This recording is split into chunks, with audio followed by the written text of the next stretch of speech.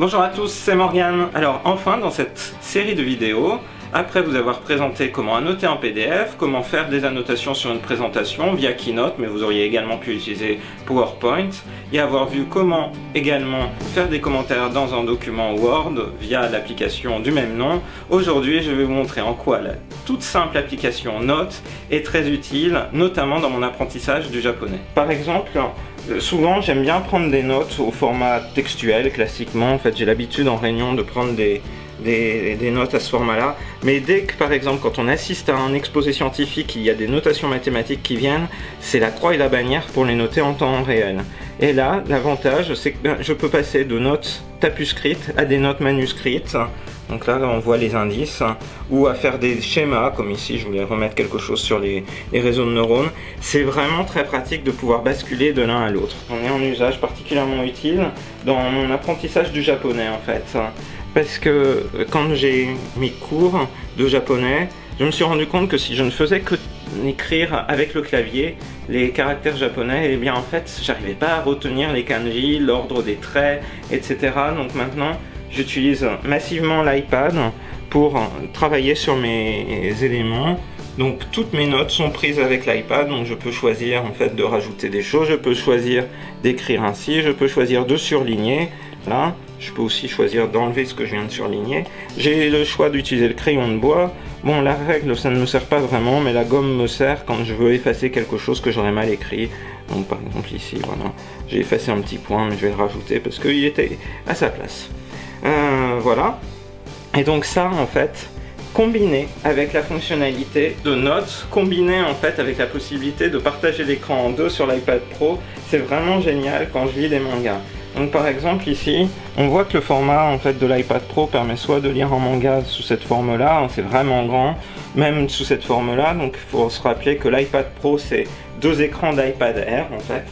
Donc en format manga, la surface d'un iPad Air suffit bien en fait à lire quelque chose, mais du coup comme on a l'iPad Pro, eh bien on peut choisir de faire apparaître la séparation de l'écran. Je choisis moi-même quelle taille prend chacune des applications, donc généralement au milieu. Je vais aller choisir l'application Note, et là en fait je vais créer une nouvelle note. Ici je vais créer donc une note pour pouvoir écrire de cette manière là. Et par exemple, je rencontre un mot que je ne connais pas, ben, je vais l'écrire. J'aurais pu l'écrire aussi au niveau tapuscrit, mais je vais écrire, en fait je le connais, mais je vais l'écrire ici.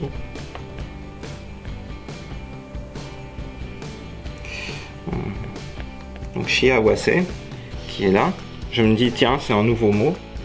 Je vais essayer d'écrire quelle est sa signification. Alors pour ça ensuite, pour aller chercher la signification, moi j'ai deux utilisations possibles. Soit j'utilise Imiwa, qui est en dictionnaire classique, donc je vais taper shiawase, et donc il va me dire que c'est le bonheur, la fortune. Effectivement, c'est un mot très important qu'on entend souvent dans les mangas. Donc là je vais écrire après, moi j'aime bien changer de couleur, donc je vais écrire bonheur. Donc là j'utilise le mode crayon papier, je vais le changer pour la suite. Ou alors ce que j'aime bien faire aussi, c'est utiliser Yomiwa. C'est une application très pratique pour reconnaître les caractères. Donc ce que je fais à ce stade là en fait, je fais une capture d'écran, j'ouvre Yomiwa qui est là,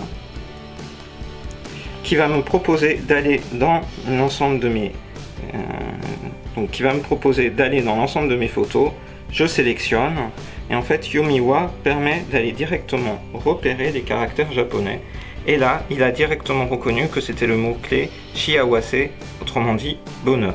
Je peux donc basculer sur les différents caractères, et là par exemple, l'autre mot en kanji qui apparaissait, qui était ho-ho pour manière, il le reconnaît aussi. En fait, je pourrais le faire, comme je le disais encore une fois, pas seulement au niveau écrire. En fait, je pourrais prendre des notes de manière beaucoup plus simple, parce que par exemple Yomiwa permet de faire un copy kanji qui permet de directement récupérer le kanji en question, et puis en fait d'aller le copier dans une note, ou je vais vous montrer ça tout de suite, dans une note. Donc je fais paste, il a directement recopié le kanji qu'il a reconnu. C'est très pratique. Donc comme je vous le disais, pour mon apprentissage du japonais et de la langue écrite, je préfère écrire moi-même avec le stylet. Voilà, j'espère que cette série de vidéos vous a plu. Je vous en reproposerai d'autres bientôt pour vous dire mes différents usages dans le domaine du loisir que dans le domaine du travail avec l'iPad Pro. À bientôt!